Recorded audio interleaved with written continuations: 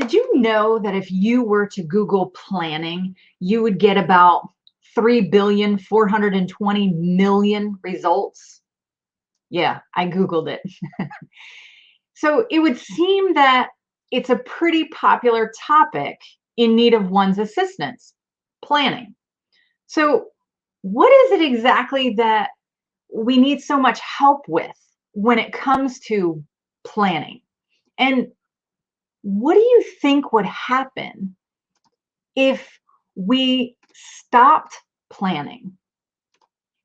Well, first, let's take a look at what planning even is. According to Wikipedia, and I like their explanation of this, planning is the process of thinking about the activities required to achieve a desired goal.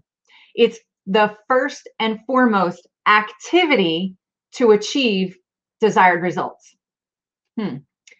The process of thinking, right? Oh, well, that just connects the dots and explains it, doesn't it? Maybe not. The process of thinking about the activities required. That little piece right there is why so many of us never really get past this stage. Hi, I'm Dina, and if you and I have never worked together or you haven't listened to my podcasts or videos like this, I like to say that I am on a mission to restore our faith and focus in our everyday lives, businesses, and everything that entails. So to that end, today we're talking about what happens if you stop planning. So let's just jump right back into, this definition and the process of thinking about the activities required and how that's probably what holds a lot of us up, right? Because we sure love the process of thinking about the activities required in order to achieve our goal, don't we? Most of us can run through about 1.5 billion scenarios of what if? What if I do this and this happens? What if I need this? Or what if, right?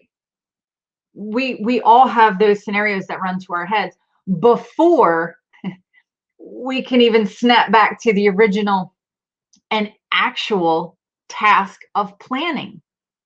Right? This cracks me up, that little part about, planning is the process of thinking about the activities required.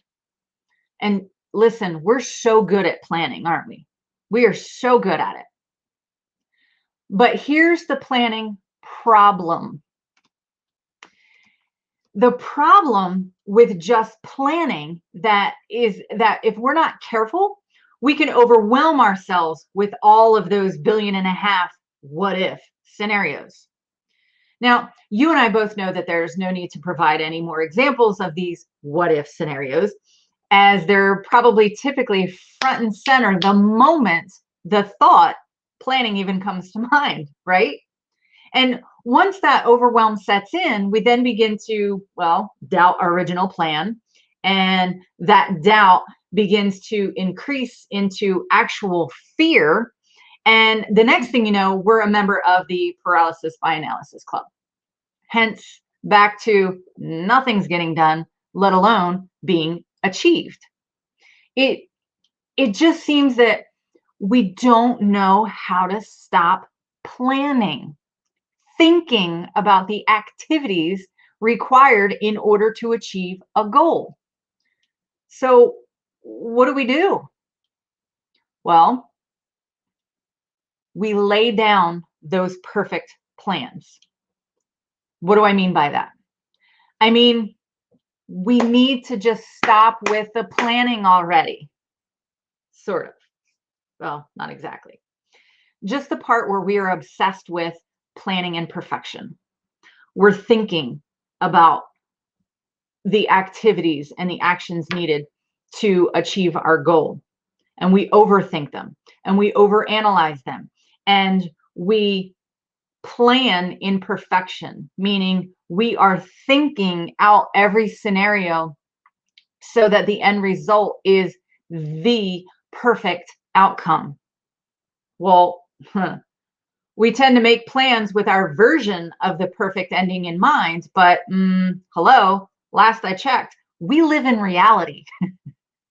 So that little version of perfection is highly unlikely. Yet we can't seem to let go of our perfect plans, can we?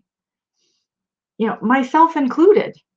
And the unfortunate result of hanging on to our visions and perfect plans and endings and outcomes is that we make little to no progress as a result. Whew. Maybe we need to try something differently, a different approach, a different mindset, a different perspective. Now, if you're in the self-development, personal development space, you get real tired of hearing that, right? You get tired of hearing about changing your mindset and changing your perspective and, what you need to do in order to achieve your goals, A, B, C, D, or 1, 2, 3, all of these steps and things. This is one that I hope will be just the shift that you need, the experiment. And this is a concept that I've heard, dabbled here and there, but only recently embraced it. And that concept is simply this. What if you treated your next plan as an experiment instead of the plan? Think of how much pressure you would take off yourself by leaving the ending open. Isn't just the idea of experimenting more fun than trying to piece together and protect a perfect ending? Listen, I'm in total agreement with you that while experimenting over planning for perfection sounds great, but it begs the question, how? How do I do it? Well, for one, you could take each goal and give it a list of, what if I tried this? Options instead, right? Now, instead of having some overwhelming, perfect plan that you're stressed about following, point A, point B, point C, right on down the line, you now have a menu of options to try. Experiment. So the takeaway here is stop planning and start experimenting. The best part about experimenting is that you are creating a different ending instead of expecting one. Whew, let me say that again. The best part about experimenting is that you're creating a different ending instead of expecting one.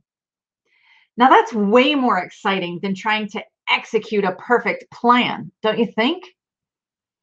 Just as in any experiment, you note the results. Then you determine which of the results you'll keep, which ones you'll repeat, and the ones that you'll slightly tweak for next time to see what will happen. And those that will be a lesson in what not to do. So let's, put on our lab coats and start experimenting. What are those big goals? What are those big dreams? And while, yes, it's great to have a plan, but let's skip the perfect plans. Let's skip the thinking about the actions and activities that need to happen and start experimenting with actions and activities and see what works. What works for you? Now, the plan becomes as simple as putting the time and energy aside so that you can create your menu options for experimenting your way to achieve your next goal. Whew.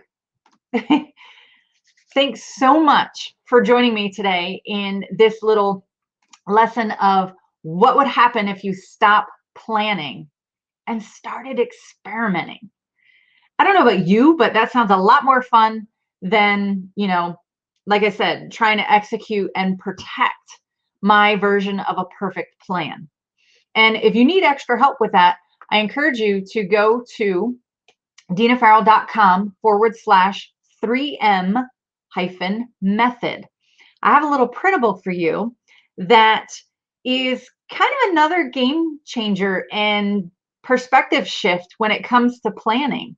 When we think about the activities and actions that we need to do, all you need to do is remember the 3 M's, and it's going to make decisions so much easier. What to do next, so much easier. I encourage you to go and check it out. And last but not least, for those of you that are watching, my shirt today says, "Your story is not over yet. Pick up your pen and keep writing." And this morning I had this thought about writing your story, and kind of a double entendre in that let's focus more on writing the story that God has given us more than we're obsessed with writing the story for the approval of others. The difference between write, W-R-I-T-E, and write, R-I-G-H-T. Which side will you be on? Will you be more focused on writing your story or writing it in order to impress or get the approval of others? Thanks for joining me, and I will see you over on the blog, here on the YouTube channel if you haven't subscribed already, and also the podcast. Look for the links in the notes, and I will see you next time. Thanks.